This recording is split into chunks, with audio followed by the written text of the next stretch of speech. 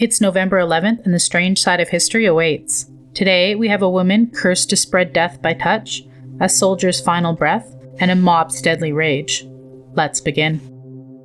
On November 11th, 1938, a woman took her final breath on an island few had ever stepped foot on. Her name was Mary Mallon, but history remembers her by a darker name, Typhoid Mary. Born in Ireland, she came to America chasing a dream, but what she carried instead was death. Mary was an asymptomatic carrier of typhoid fever. Healthy on the outside, deadly on the inside. Every kitchen she worked in, families fell mysteriously ill. Doctors were baffled until the discovery that the smiling cook, the one serving their meals, was the source. In 1907, she was taken away, quarantined on a remote speck of an island in the East River, North Brother Island. There she lived alone. No visitors, no freedom, just echoes of wind through the abandoned hospital hall, and the knowledge that the world feared her touch. For 23 years, she watched seasons change through barred windows, a prisoner not of crime, but of contagion. And on this day, November 11th, her long isolation ended, not by pardon, but by death. When they found her, the island was silent. No one came to mourn. Her ashes buried the secret of a disease that killed dozens and spread by a woman who never once felt sick. Even now, Brother Island remains abandoned, the trees swallowing what's left of her quarantine ward.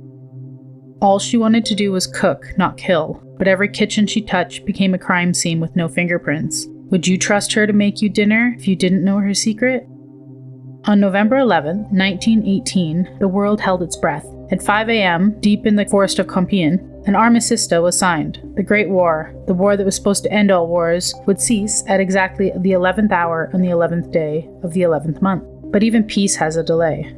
For 6 hours, the guns thundered across France. Soldiers charged, firing, dying. Even as the ink of the peace papers dried, the muddy trenches spread rumors it's over, but not yet. Some commanders pushing forward anyways, desperate for one last victory. And at 10:58, 2 minutes before the guns were to fall silent, a 25-year-old Canadian soldier named George Lawrence Price stepped into the quiet streets of Belgium and was shot through the heart. 2 minutes later, at 11 a.m., the world fell silent. Across the front, men stood frozen, rifles lowered, ears ringing in disbelief. The air, once filled with thunder, now only held a whisper of smoke and a faint cries of the dying.